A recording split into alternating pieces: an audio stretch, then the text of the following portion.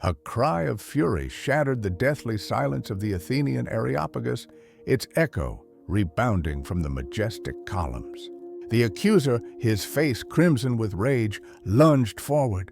In a single predatory motion, he seized the defendant's snow-white tunic, ripping the fine fabric that concealed Greece's most guarded treasure. With a soft whisper, the cloth fell to the cold marble floor, and time itself seemed to stand still. The judges, those gray-haired pillars of law and morality, leapt to their feet as one, their dignity and status utterly forgotten. Before their eyes was not merely a woman's body, it was harmony itself, made flesh, a perfection that could drive both gods and mortals to madness. Phryne simply closed her eyes tighter, accepting her humiliation. But this scandalous spectacle, orchestrated by her enemy, would become her salvation. This scene has passed into history as a vivid anecdote of how divine beauty disarmed justice itself. But that is merely a facade, a glittering wrapper for an entirely different story, one far deeper, more tragic, and more gripping. This is the tale of a girl branded as illegitimate, sold to a brothel, and given the nickname the Toad. It is a chronicle of a sharp mind and an iron will that allowed her to become one of the wealthiest and most influential women of her time. It is a drama of profound love and bitter loss, of a generosity bordering on regal, and of the price she paid for her freedom and fame. We will journey into the past to separate myth from reality and to understand who she truly was. This woman whose name became synonymous with beauty and whose real story is far more provocative than her celebrated unveiling in court. To understand how a living statue of a goddess found herself in the dock, we must turn back the wheel of time some 30 years to the quiet city of Thebes. There, behind the high walls of a wealthy estate, a private drama was unfolding, hidden from the eyes of the world. The venerable head of the household, a man of impeccable reputation and considerable standing, clenched his fists in helpless fury. His world, built on strict rules of honor and public approval, had been fractured. His own wife, the woman who had been his pride, had done the unthinkable. She had conceived a child by a slave. This fruit of a forbidden, shameful union became for him a living embodiment of his humiliation, a ticking time bomb planted beneath the foundations of his well-being. The girl, born around 390 BC, was named Menserete. From her very first day, her existence was a poisonous secret that had to be hidden from the world at all costs. The first and most logical solution at the time was to be rid of the child, to send her away, give her to strangers, to erase the very fact of her birth from memory. Such an act would not have drawn condemnation. The honor of an entire house was at stake. But the mother, risking everything, pleaded with her husband for mercy. She swore the girl would never be a reproach, that no one would ever see her. Let her live like a shadow in a tiny room near the kitchen, in a world of cooking smells and the hushed voices of servants. Let her world be confined to those few square meters, if only she were allowed to exist. And her husband, perhaps out of some lingering affection for his wife, or perhaps from a cold calculation to avoid a public scandal, reluctantly agreed. Thus began the phantom childhood of Menserete, a life lived in the shadows, in whispers, in constant fear of the footsteps of the master of the house, the man who should have been a father to her, but saw only a living reminder of his own shame. The years passed, and that small room became Meneserete's entire universe. Her mother, her only protector and guiding light, did everything she could to fill this tiny prison with meaning. Knowing her daughter had no future in that house, she gave her the one thing that could not be taken away: knowledge. Secretly, in stolen moments, she taught the girl to read, told her myths, and introduced her to the rudiments of rhetoric and poetry. It was a desperate investment in the future, an attempt to arm one who had been born utterly defenseless. Meneserete grew, absorbing the wisdom and beauty of the world from books and her mother's stories, while also learning to be invisible. She learned to walk without a sound, to speak in a whisper, and to read the faces and sounds of the household, to know when to hide and when, for a few brief moments, she could feel safe. This double life forged her character, teaching her observation, patience, and the art of concealing her true feelings behind a mask of submission. But the fragile world built by a mother's love shattered in the blink of an eye. When Meneserete turned 13, her mother passed away. With her last breath, the slender thread that had restrained the master's rage finally snapped. Now nothing stood in the way of him settling his accounts with the past and avenging his tarnished honor. All those years, his hatred had not faded. It had merely smoldered beneath the ashes of propriety, waiting for its moment. And now, that moment had come. He summoned the 13-year-old orphan, the girl who had so painstakingly learned to stay out of his sight, and coldly delivered his verdict. He was not obliged to feed her. She was nothing to him, and her time in his house was over. But to simply cast her out onto the street would have been too easy, too merciful. His revenge demanded not just disposal, but complete, total, and public degradation. How does one destroy a pure, innocent girl, break her spirit, and forever brand not only her, but the memory of her mother with shame? The answer was simple and terrible. He decided to send her to a dicterion, a state-run brothel in Athens. This was the very bottom of society, a place for women stripped of their rights, their names, and their futures. The dicteria were as different from the establishments of the Hetaira as a filthy roadside puddle is from a clear lake. A fixed, humiliatingly low price was set for their services, affordable to any dock worker. This was not a mere trade. It was public oblivion, the transformation of a human being into a nameless commodity. By sending his stepdaughter there, he wasn't just getting rid of her. He was symbolically erasing her from the world of the living, turning her into an eternal reproach to his unfaithful wife. Meneserete listened to her sentence in silence. She could see him trembling with long-festering rage and knew that any words would be useless. That day, her childhood ended. She stepped into the abyss, armed with nothing but the knowledge she had secretly acquired and a will to live that would have to sustain her where so many others perished. Arriving at the Athenian dicterion was, for Meneserete, like falling into another world, a world where time itself flowed differently, thick and agonizingly slow. The air here was dense and stagnant, saturated with the miasma of cheap wine, acrid sweat, and stale despair. By day, the place sank into a sticky lethargy. As dusk fell, it stirred to life, filled with a cacophony of coarse laughter, the clinking of coins, and indifferent mechanical sighs.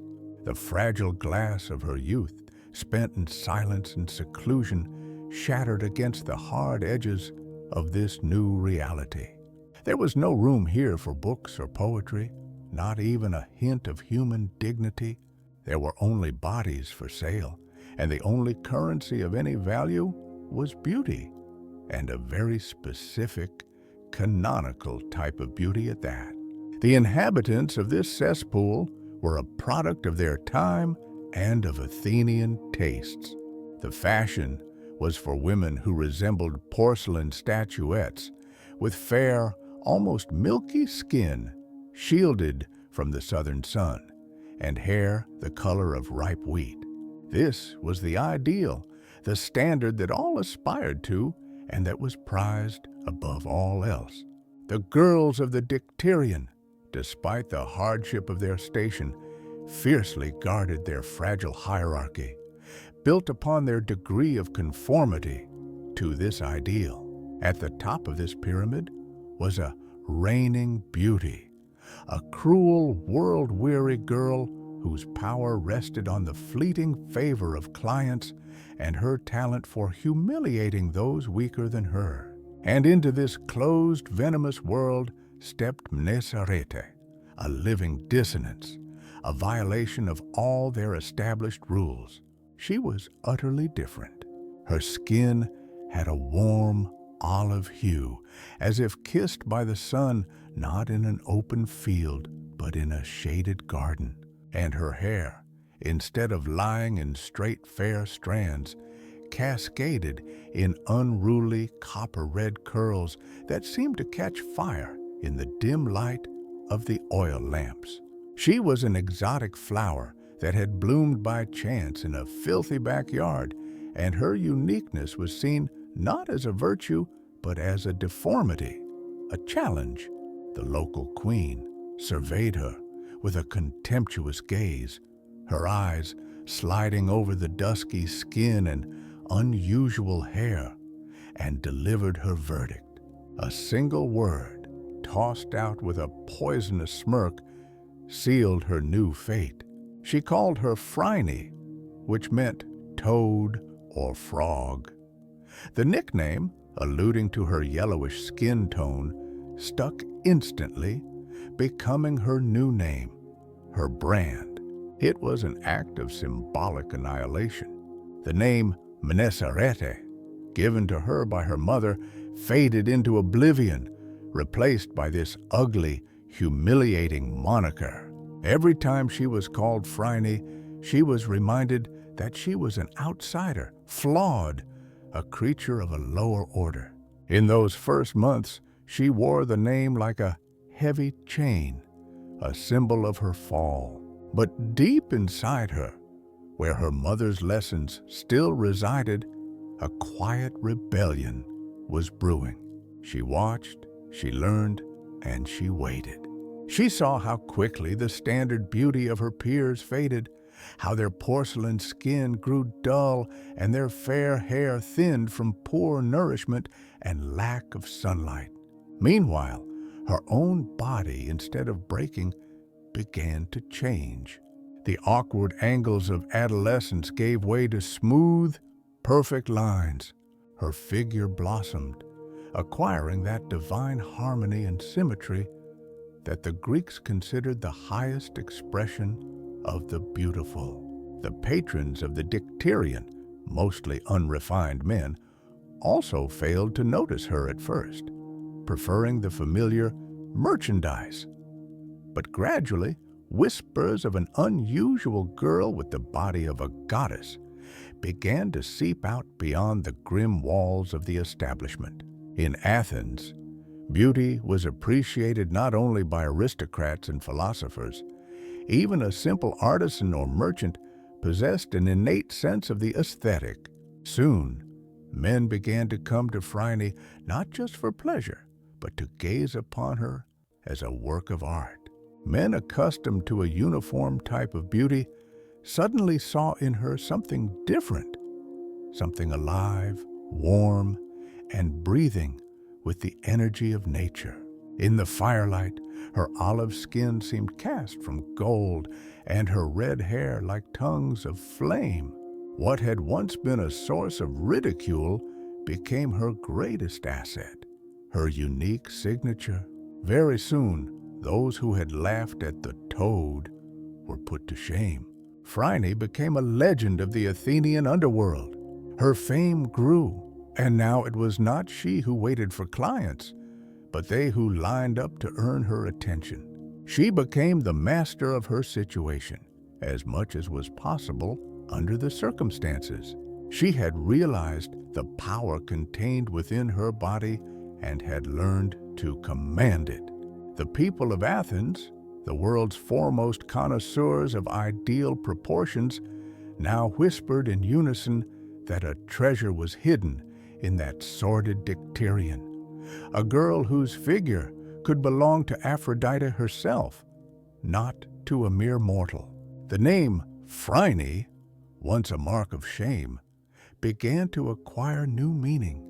It was no longer associated with a toad, but became synonymous with an unseen, exotic, and perfect beauty, born where no one had expected to find it. The apotheosis of her transformation was near. The diamond found in the mud was about to be brought into the light.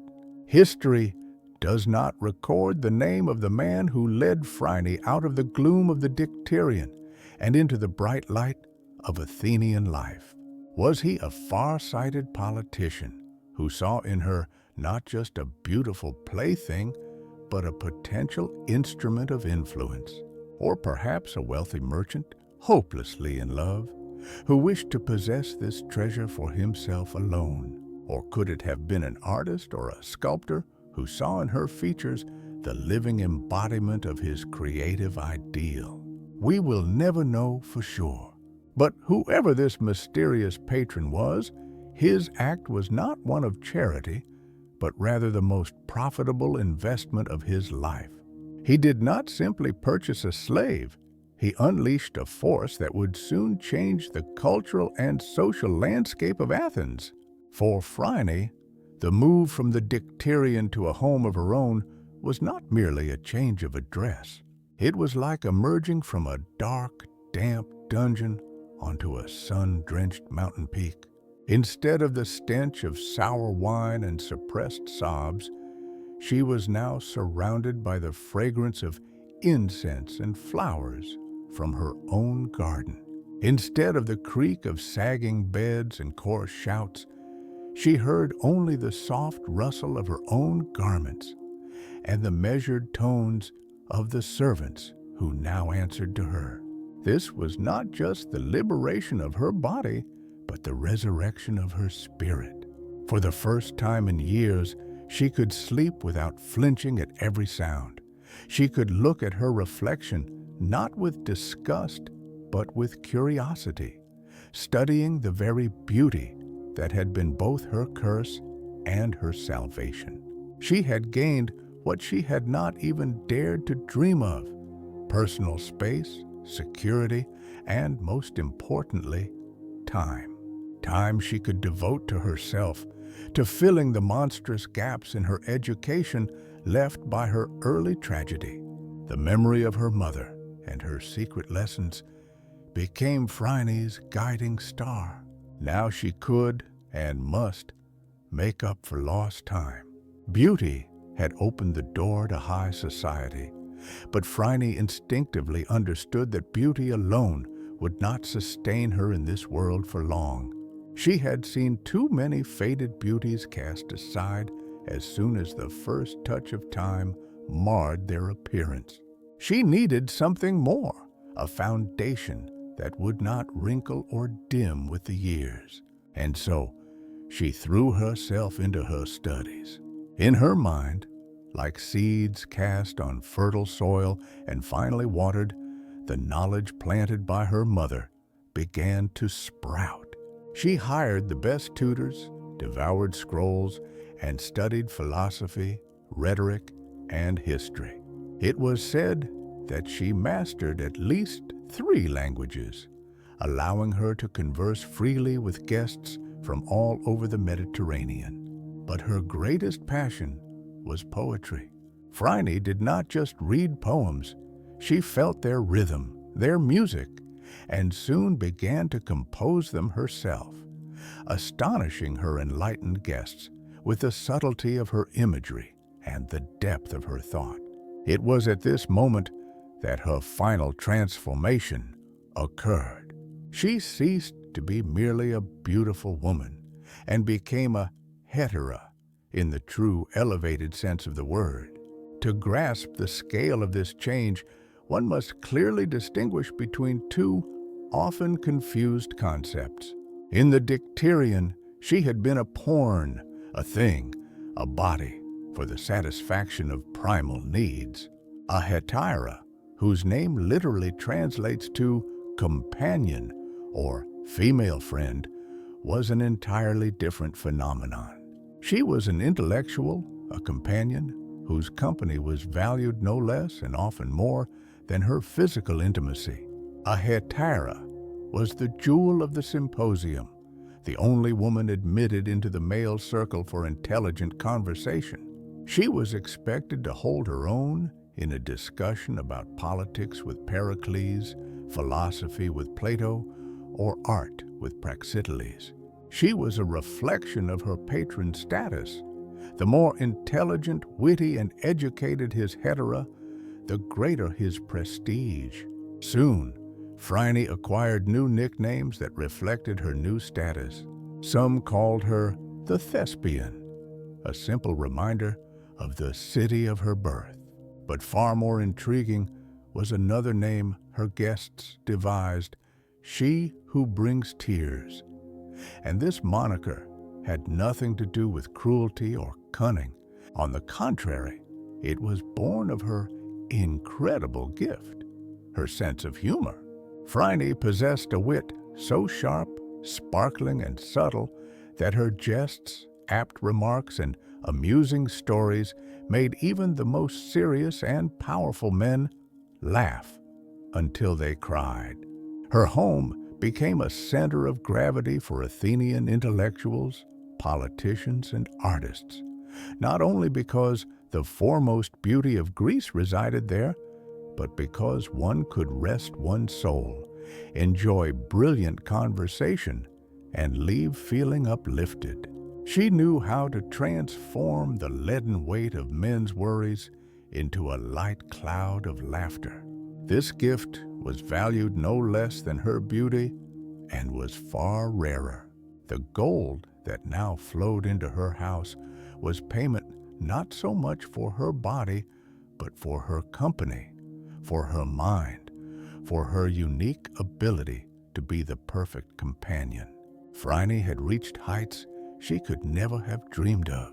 She was wealthy, famous, and surrounded by the most influential men in Hellas. It seemed her heart, forged in the crucible of early humiliations, had become an impregnable fortress, protected by walls of cynicism and cold calculation. She saw right through men, their weaknesses, their vanity, their lust for possession. She had learned to play upon these strings with the virtuosity of a great musician, receiving whatever she desired in return. But one day, something in the perfectly tuned mechanism of her life broke. Into her measured, predictable world burst a feeling that was irrational and all-consuming, a feeling she had considered an unforgivable luxury. She fell in love, and as if mocking her, the irony of fate repeated the script of her mother's life with terrifying accuracy. Her chosen one was a slave. He was no poet, no philosopher, no general. He was simply a man whose fate depended entirely on the will of another.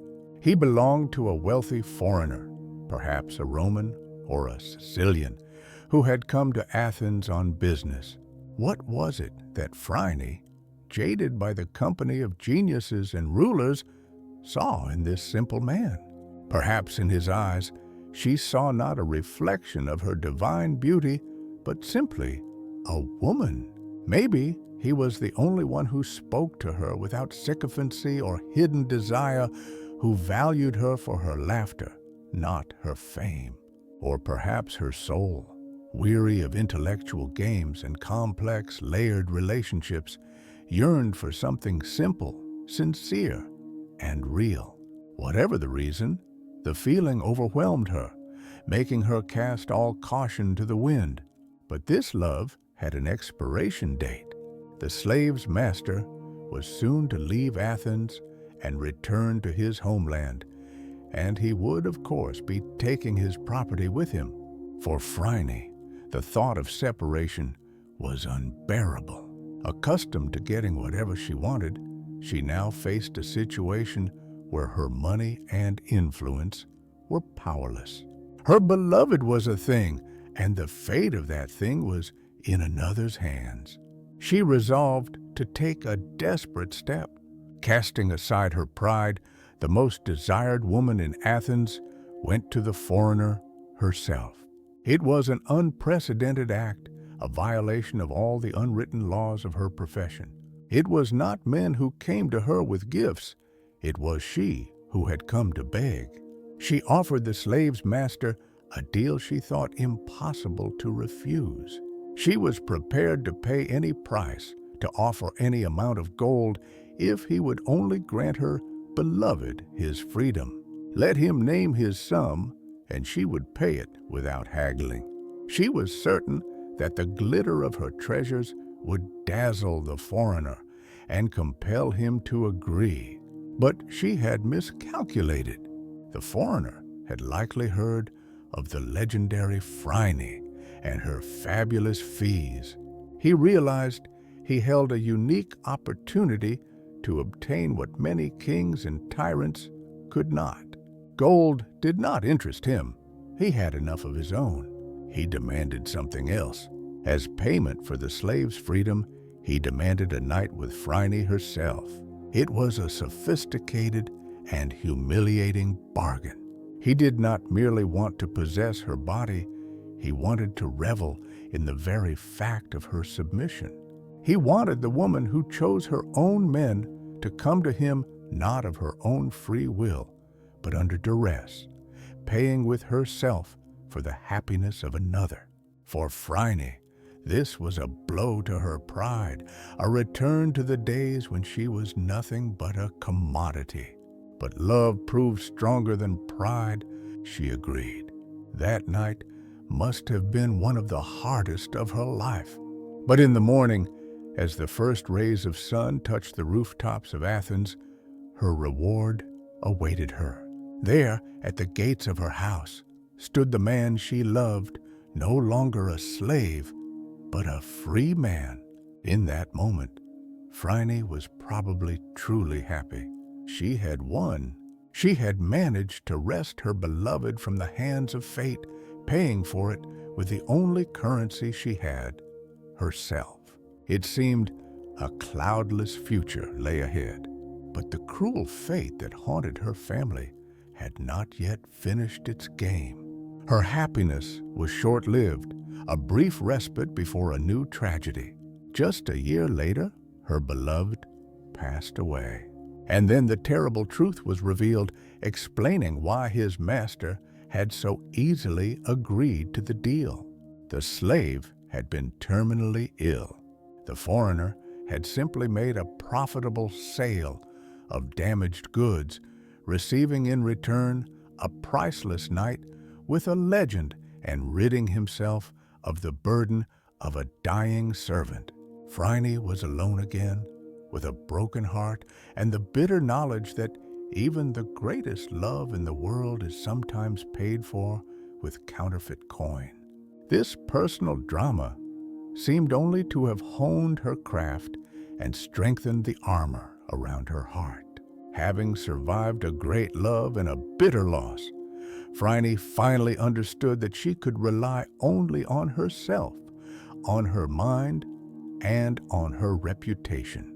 Her fame ran ahead of her like an uncontrollable chariot, gathering rumors and legends. She was no longer just a woman, but a phenomenon, a living myth of Athens. But Phryne, better than anyone, understood the psychology of desire and knew that the surest way to fuel interest was to create scarcity. She did something unthinkable for a woman of her profession. She virtually disappeared from public view. While other Hetairae sought to display their charms, dressing in thin, translucent fabrics, Phryne chose the exact opposite tactic. She turned her body into a sacred temple, accessible only to the select few and for a fabulous price. On the streets of Athens, she was a rare sight, and when she did appear, her demeanor was the epitome of modesty and dignity. She would wrap herself in long, thick robes that completely concealed her figure, her face often veiled. She looked like a respectable matron, the wife of an esteemed citizen, not the most famous Hetaira in Greece. This play on contrasts drove men mad.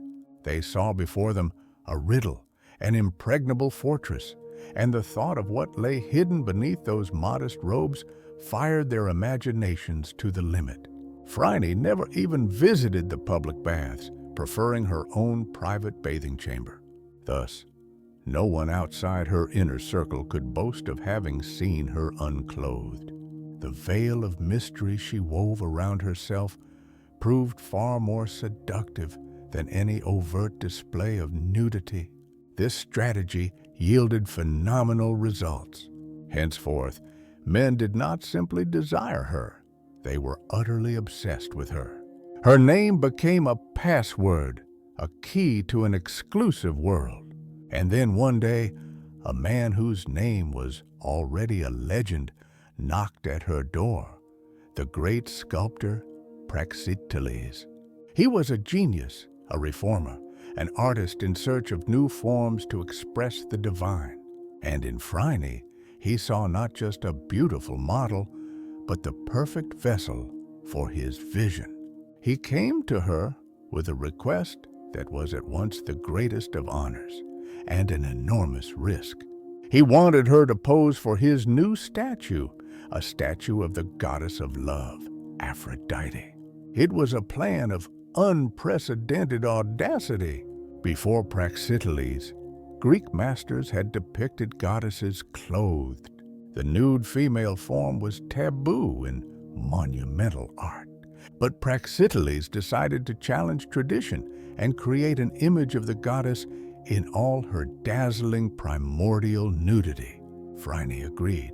Perhaps her vanity was flattered, or perhaps, as a connoisseur of art, she understood that she had a chance to enter history, to become immortal. Her flesh and blood were to be frozen in Parian marble, becoming the standard of beauty for centuries. It is believed that she modeled for two of his sculptures, one depicting a clothed Aphrodite, and the other, the revolutionary one, completely nude. And when rumors began to spread through Athens about what Praxiteles was sculpting and who his model was, a quiet murmur of disapproval began to swell into a menacing roar. It was one thing to admire a Hetaira at a symposium, but quite another to allow her to become the face and body of a goddess. This was seen as sacrilege, an insult to the very foundations of religion and morality. A wave of indignation rose from the conservative circles of Athenian society. The guardians of morality, who already watched Phryne's growing influence and wealth with envy and condemnation, now had a powerful weapon. How dare this woman, whose trade was tied to carnal pleasures, whose name was whispered in respectable homes, personify the purity and divinity of Aphrodite? It was a desecration of the sacred, a slap in the face of ancestral traditions. They cried that a mere Hetaira could not be worthy of such an honor. The conflict was brewing like a storm cloud. Phryne's fame had reached its zenith, but with it grew the shadow of hatred she cast.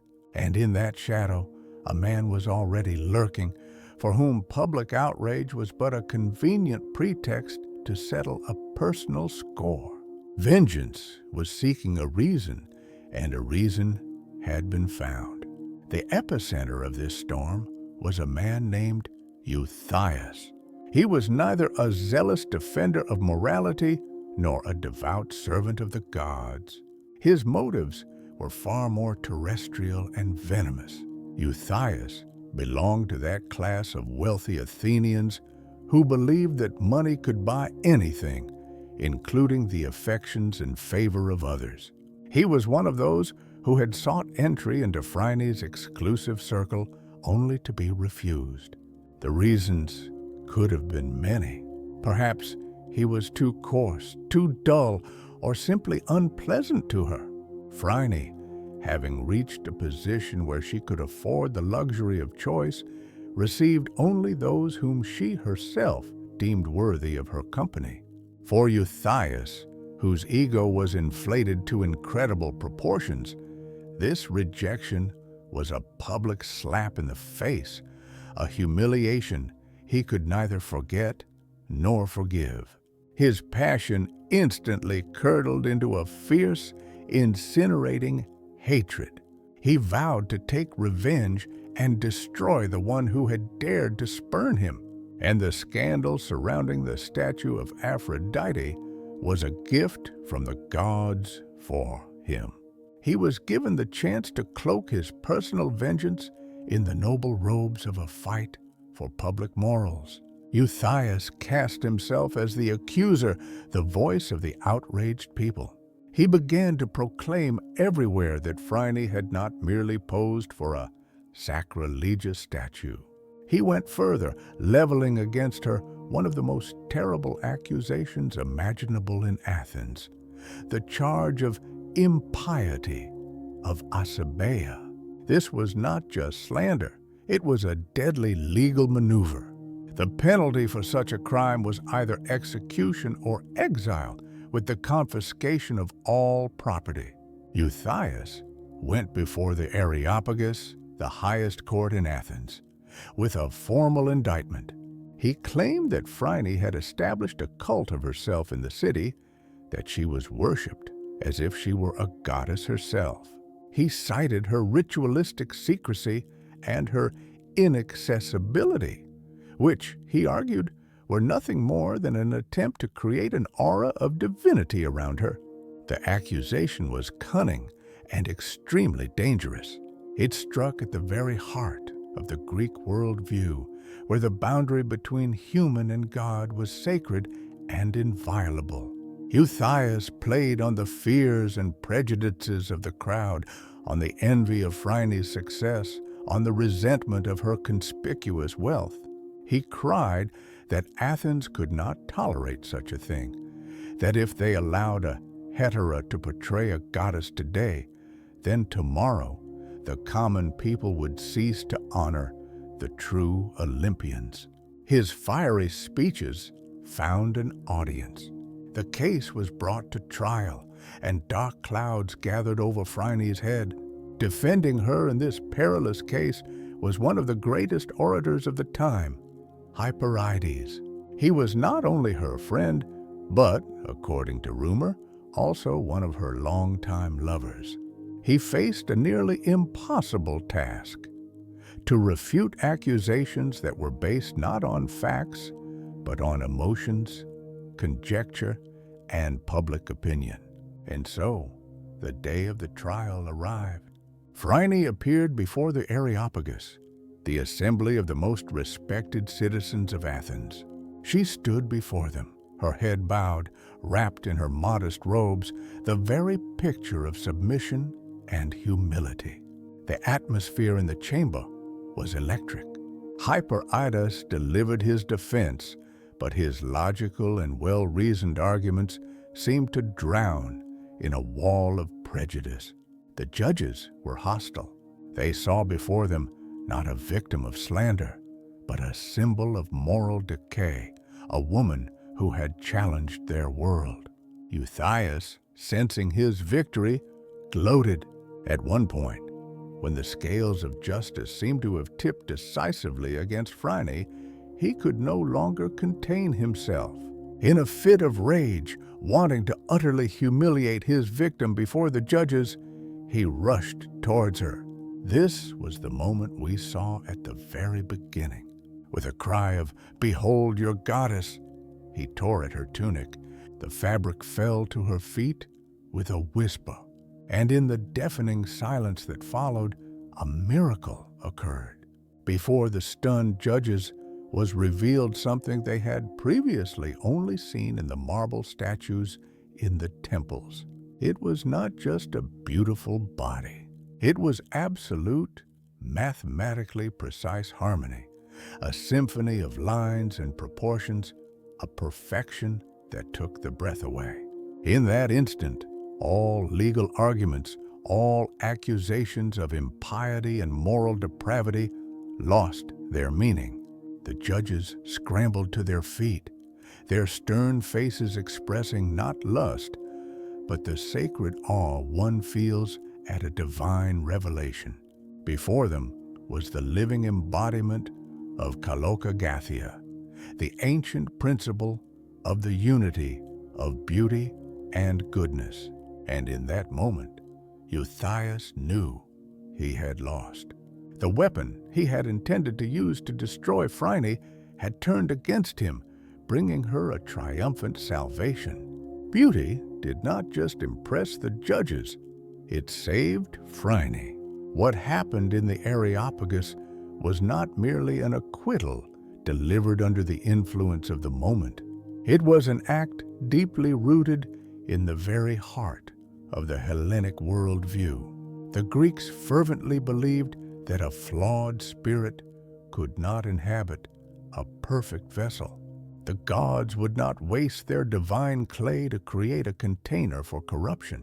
For them, physical perfection was not simply an aesthetic pleasure, but a visible manifestation of inner harmony and virtue. Therefore, when the judges saw Phryne, they saw not a defendant, but living proof of her innocence. Her body became her chief counsel, her flawless proportions an irrefutable argument against all of Euthias's accusations. Any doubts were swept away by this divine vision. All charges against her were dropped, and she was honorably released. But is that how it truly happened? Was that theatrical gesture with the torn tunic the sole reason for her salvation? History, as we know, has many layers, like an old parchment, where faded letters of a previous text show through the new. There exists another, far more prosaic, and perhaps more plausible version of those events. It was preserved for us by the comic playwright Praxiteles, a man with a sharp wit and a sober eye, far removed from mythological pathos. In his account, there is no room for divine revelation or a sudden epiphany from the judges. There is only the cold calculation of a lawyer and a desperate play on human emotions. According to this version, there was no dramatic unveiling. The orator Hetaira, seeing that his arguments were failing to impress the judges, resorted to his final, most powerful tool. He led Phryne to each member of the Areopagus in turn. She did not stand there like a silent statue. She wept, her tears streaming down the face of Athens' greatest beauty, her faltering, pleading words, her trembling hands. It was all part of a carefully orchestrated performance. She was not demonstrating her divine perfection, but appealing to their human compassion. She appeared before them not as a goddess, but as a weak, frightened woman, a victim of slander and a man's revenge. As Praxiteles himself wrote in one of his comedies, describing the skills of the Hetaira. In those days, none of us could compare with Phryne. She seemed a plague to the citizens, and the verdict threatened her with death. But by approaching every judge and touching each one's heart, she, weeping, begged for her own life. In this interpretation, her salvation was not the triumph of divine beauty, but a victory of acting and shrewd psychological calculation. Perhaps the truth lies somewhere in between. Maybe Hyperides did indeed use both tactics, the tears and the display of her perfection. But what is telling is the version that popular memory chose to preserve. Humanity had no need for a story of tears and humble pleas. It needed a myth of how beauty, by its mere appearance, shamed malice and disarmed the law. And Phryne, emerging victorious from the courtroom, ceased to be merely a woman and stepped into eternity, becoming the heroine of this beautiful myth. The acquittal did not just restore Phryne's freedom, it elevated her to a pedestal. Yet, the paradox of her persona only deepened. The very woman whose naked beauty had vanquished the law was, in her daily life, a model of restraint and almost monastic modesty. Contemporaries noted that when she left her home, she not only concealed her figure under thick fabrics, but even hid her wrists, a part of the arm that respectable women were not forbidden to show. She masterfully maintained the enigmatic image she had created, making her body the most desired and inaccessible treasure in Athens. But there were two exceptions to this strict rule. Twice a year, during the great religious festivals, the veil of mystery was lifted and Phryne appeared before the world in all her majesty.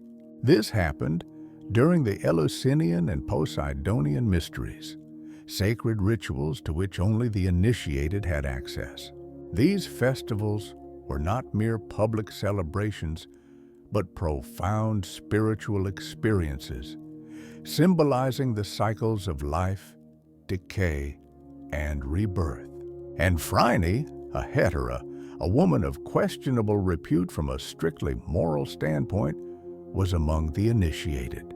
On a designated day of the festival, she would perform her own ritual, transforming from a modest citizen into a living incarnation of the divine. She would emerge at the portico of the temple, cast off all her robes, and appear before the adoring, awestruck crowd as nature had made her. This was no act of vulgar exhibitionism. It was a performance, a sacred rite. She would walk slowly through the rows of spectators who parted before her as if for a priestess and proceed directly to the sea. Her nudity at that moment was not perceived as something sinful or seductive. It was a ritual purity, a symbol of the world's primordial beauty, an offering to the gods. Wading into the salt waves, she would perform an ablution, paying homage to Poseidon, lord of the seas, and to Aphrodite, born of the sea foam. It was as if she were returning to her native element, drawing strength from it and affirming her unbreakable connection to the divine. For the Athenians who witnessed it, in those moments, she ceased to be Phryne the Hetaira and became Aphrodite Anadyomene, she who rises from the waters. And one day, this ritual gave birth to an immortal masterpiece. As Phryne was returning from the water to the shore, a great wave caught her from behind, drenching her from head to toe. Salt spray and snow-white foam enveloped her body. Her long, wet hair clung to her back and shoulders, and droplets of water sparkled on her skin like diamonds in the sun. It is said that the great painter Apelles witnessed this incredible, spontaneously created scene. He was so struck by the sight, a perfect female body emerging from the chaos of the sea, that he captured it in his memory and later on canvas. Thus was born one of the most famous subjects in the history of world art, Aphrodite rising from the sea. Phryne, the daughter of a shamed mother and a nameless slave, did not just become a model for a goddess. She herself, through her life, her body, and her ritual, gave birth to the very image that artists and poets would copy and celebrate for millennia. Her charms seemed omnipotent. Judges bowed before her, poets sang her praises, and the greatest artists dreamed of capturing her image. Phryne's power over the hearts and minds of men appeared limitless. But there was one man in Athens who became an unbreachable rock for her, a living refutation of her omnipotence. This man was the philosopher Xenocrates, a student of Plato and head of the academy, renowned for his almost supernatural self-restraint and asceticism. He lived in a world of pure ideas and strict moral principles, and the very thought of carnal pleasure was alien to him. This story, more like an anecdote that was gleefully retold at symposiums, arose from a wager. One day, some of Phryne's influential admirers, joking about her fame, made a bet with her.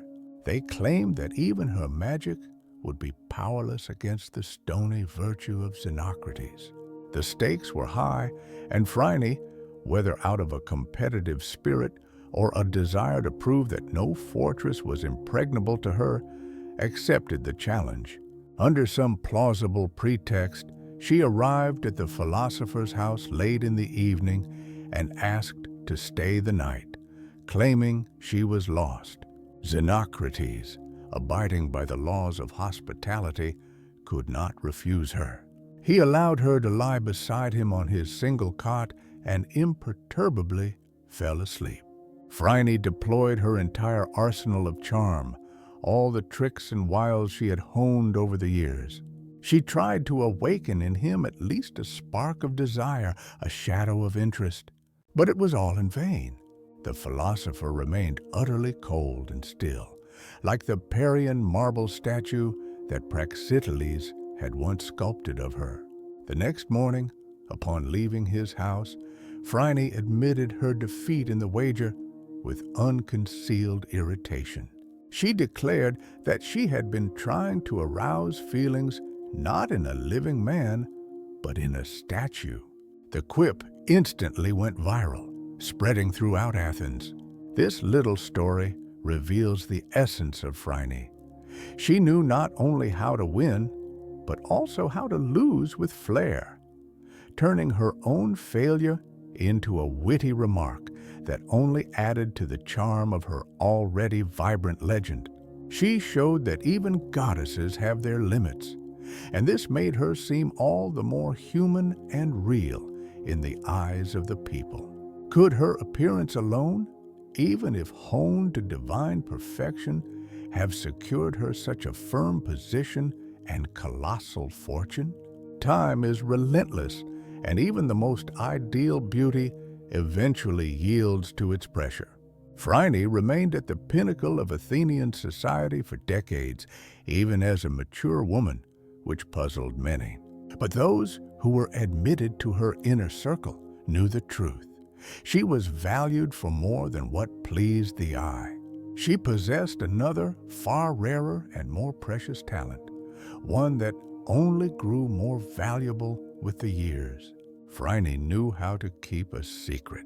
Her home was not just a venue for exquisite banquets and intellectual conversations. It was the most secure vault in all of Greece. Within its walls, to the accompaniment of the Hetaira and the clinking of cups, fates were decided. Politicians, intoxicated by wine and her company, discussed risky alliances and wove intrigues. Generals shared plans for future campaigns, and wealthy merchants revealed the secrets of their financial operations. In moments of weakness and candor, these powerful men confided in her their fears, their secrets, their deepest vulnerabilities.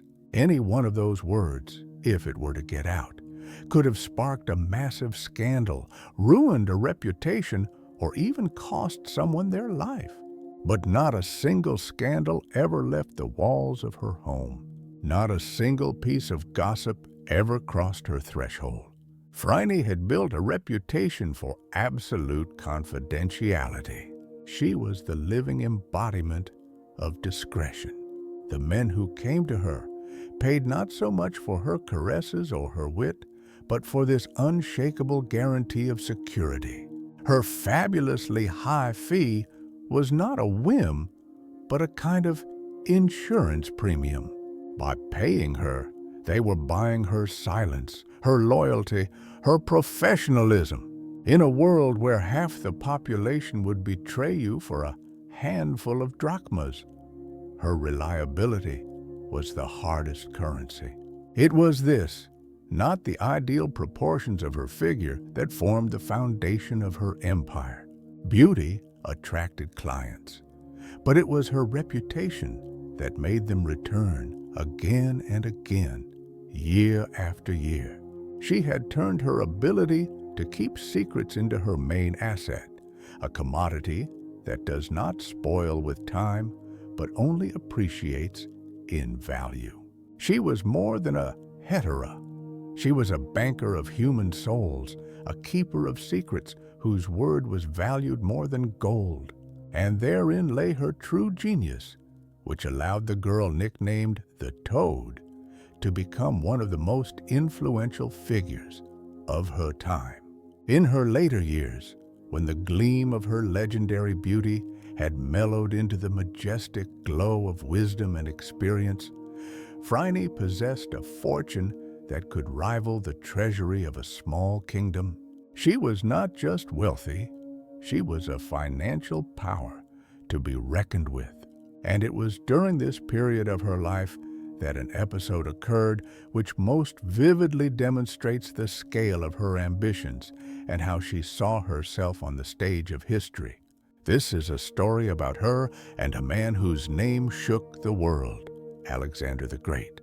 In 335 BC, at the very beginning of his great campaign, Alexander brutally suppressed a rebellion in Thebes.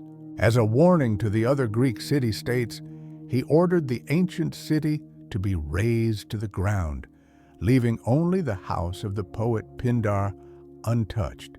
This barbaric act shocked all of Hellas. Thebes, once a mighty city with a glorious history, lay in ruins. And it was then that Phryne, the Hetaira from Thebes, took a step that no ruler would have dared to take. She approached the humiliated and despairing Thebans with an offer that was breathtaking. She announced that she was prepared to rebuild the ruined walls of Thebes entirely at her own expense. This was not mere charity. It was a gesture of truly regal scale, an attempt by one woman to undo what the army of the greatest conqueror had wrought. But behind this unheard-of generosity lay one condition, audacious and uncompromising. Phryne demanded that an inscription be carved upon the restored walls for all to see, both contemporaries and posterity. The inscription was to read, "Destroyed by Alexander, restored by Phryne." This short phrase encapsulated her very essence. She was not just donating money. She was writing her name into history on equal terms with Alexander's. She was pitting her creative feminine power against his destructive masculine force. It was a public slap in the face to the conqueror and at the same time an eternal monument to herself. But the proud Thebans, their pride already trampled by Alexander, could not bear a second humiliation. The thought that their city would forever bear the name of a Hetaira on its walls was unbearable to them. They deemed it too much and bitterly refused. It was better to live among the ruins than to accept help on such terms. And in this refusal lies the tragedy of pride, but also the very essence of Phryne. She thought in terms of eternity and was willing to pay any price to ensure her name would not dissolve in time but be set in stone alongside those of the great kings. The exact date of Phryne's passing has been lost to the sands of time, like so many details of her biography. Historians offer only an approximate date, around 330 BC. But in truth, it matters little. What matters is that she stepped into eternity long before her physical departure, transforming from a living woman into an immortal myth. She entered the ages not merely as the possessor of a perfect body that saved her at trial. She remains in the memory of generations as a remarkable fusion of qualities so rarely found in one person. She conquered with her divine beauty, held sway with her sharp intellect, charmed with her sparkling wit, and commanded respect with her unyielding will. Her story is not an anecdote about a beautiful courtesan, but an epic saga of a self-made individual who succeeded against all odds. The girl branded the Toad turned that humiliating nickname into the most desired and expensive brand of her era. Her influence was so great that after her, several other famous Hetairae took the name Phryne, hoping to inherit even a fraction of her fame, her magic, her immortality. She proved that true power is not a birthright or the force of arms, but the ability to transform oneself into a legend that will be told for centuries.